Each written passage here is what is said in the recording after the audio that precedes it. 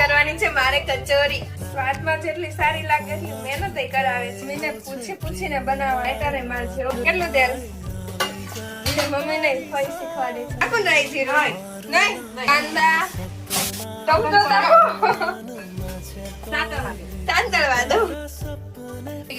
બોલો ને બધું મીઠું સ્વાદ અનુસાર નમક ખાંડ એ તો થોડીક જ હોય. ટેસ્ટી જ લીલું લસણ. હવે ગરમ મસાલો આપડા કાફી છે. થોડો હવા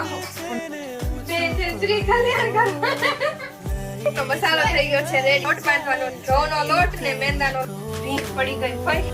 લોટ બાંધવામાં હાથ દુખવા લાગ્યા. કિચનમાં હું ગોળ પૂરી મસાલો ભરવાનો. હસતે રહો. ટેસ્ટી